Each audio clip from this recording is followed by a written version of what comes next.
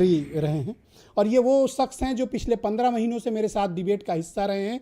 हर बार इन्होंने भारत में लोगों को आगाह किया, लेकिन इनकी हर बात को इग्नोर किया गया। आज हालात इतने ख़राब हो गए हैं कि अगर इनकी कही गई बातों को पहले समझा सुना गया होता, सरकारों ने इम्प्लीमेंट किया होता, तो आज हम हज़ारों जानों को बचा सकते थे। डॉक्टर सैनी, आज के हालात देखकर मुझे आपकी वो सारी बातें याद आ रही हैं और मुझे बड़ी पीड़ा है और बड़ा कष्ट हो रहा है।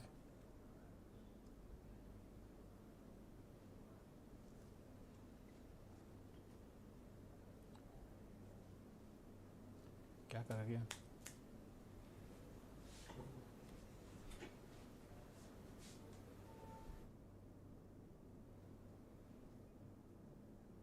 डॉक्टर सैनी, आप मुझे सुन पा रहे हैं?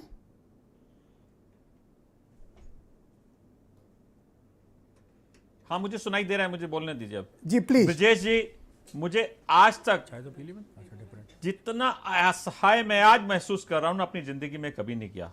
मुझे अपने आप पे, डॉक्टर होने पे मुझे आज अफसोस हो रहा है, क्योंकि आपने भी जैसे कहा, हम इतने दिन तक प्रिपेयर करते रहे। पहली बारी मैं अपने आप को गर्व के साथ कहता था कि मैं डॉक्टर हूं, मैं भारत का एक निवासी हूं, कि हमने पहली जो चुनौती थी उसको बड़े अच्छे से पार किया।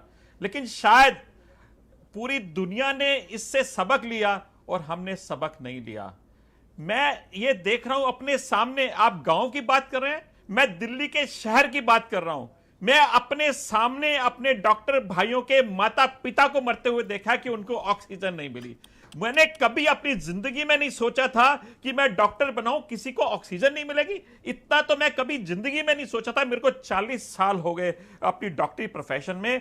इस असहाय जैसा मैं महसूस कर रहा हूं कि लोगों को दवाइयां नहीं मिल रही, सबसे बड़ी बात लोगों को ऑक्सीजन नहीं मिल रही, और मेरे डॉक्टर भाई जो इनके परिवार वालों को ऑक्सीजन नहीं मिल रही, तो मैं सोच सकता हूं कि गांव में क्या हाल हो रहा होगा। इसके लिए यदि आप करते हैं, हमेशा कहीं ना कहीं पे जब भी कोई ऐसी बातें आती हैं तो हेड्स रोल हो जाते हैं कि ये इस बात को हटा दिया गया। आज कोई पॉलिटिशियन को मैं देख रहा हूं, किसी हेल्थ मिनिस्टर को बताइए, किसी को हटाया गया क्या? किसी कोई भी आईएएस ऑफिसर जिस बात के जिम्मेवार थे, किसी के ऊपर कोई एक्शन लिया गया? कोई एक्शन नहीं, क्योंकि सारे के सारे क्योंकि उसमें मौजूद हैं।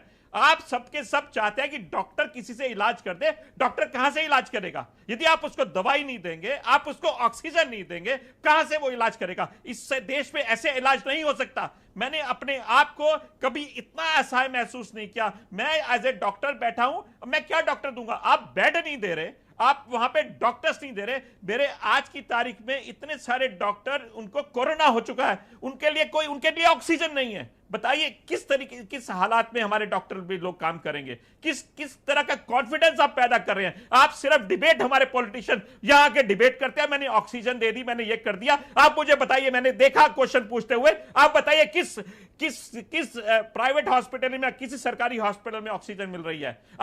मैंने आपके पॉलिटिशियन भाई को सुना, नवीन भाई को, कहते हैं कि निजी हॉस्पिटल ऑक्सीजन को चोरी कर रहे हैं। अरे मुझे बताइए, मैं अपने मरीजों के लिए चोरी नहीं कर रहा हूं। मुझे ऑक्सीजन दीजिए ना। मुझे ऑक्सीजन नहीं मिल रही, मेरे अपने परिवार के लोग मर रहे हैं बिना ऑक्सीजन के। ये नवीन भाई जी से कहते हैं कि हम ऑक्सीजन, निजी हॉस्पिटल अपना ऑक्सीजन को अपना ब्लैकमेल कर रहे हैं। अरे मुझे इस समय ब्लैकमेल नहीं, मुझे हर भारतीय को बचाना है। हर डॉक्टर अपने इस बात के लिए बैठा हुआ कि मुझे बचाना है अपने परिवार को, लेकिन हर डॉक्टर आज अपने आप को असहाय महसूस कर रहा है, क्योंकि ये पॉलिटिशियन लोग किसी की बात नहीं सुनते, सिर्फ अपनी बात को कहना जानते हैं। क्या जरूरत पड़ी थी कुंभ मेला के लिए कि आप आइए, यहां कुंभ मेला हो रहा है, यहां पे कुछ नहीं हो सकता।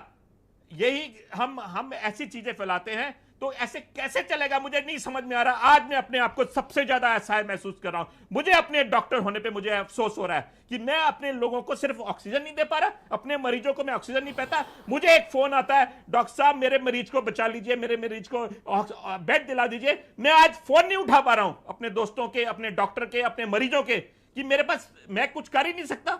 यदि मैंने उनको बेड भी दिला दिया तो मैं उनको ऑक्सीजन नहीं दिला सकता, मैं उनको दवाइयां नहीं दे सकता। वो रेमडेसिविर और ये दवाइयां जो हम बात करते हैं, क्या किसके पास मौजूद हैं? मुझे बताइए। मैं एज ए डॉक्टर, मुझे नहीं पता लगता कि मुझे किसको बोलूंगा। मैं अपने किसी रिश्तेदार का, किसी पेशेंट का मैं फोन नहीं उठा रहा हूं आजकल, जस्ट बिकॉज कि मैं कुछ कर ही नहीं सकता। मुझे इतना ही कहना था। मेरे हाथ जोड़ के सारे जो पॉलिटिशियन भाई लोग हैं, चाहे सरकार के हों या दूसरे हों, उन सबसे नम्र विनती है कि आपने क्या किया मुझे ये बताइए, और कौन से हेड रोल हुए कि इतना सारा कुछ हो गया। आप 2 मिनट के लिए यदि से एक निजी हॉस्पिटल में कुछ प्रॉब्लम हो जाती है तो उसके ऊपर कार्रवाई शुरू करते थे। आज किस पॉलिटिशियन पे, किस सरकार के किसी अधिकारी पे आज ये कुछ उसके ऊपर एक्शन हुआ? क्यों?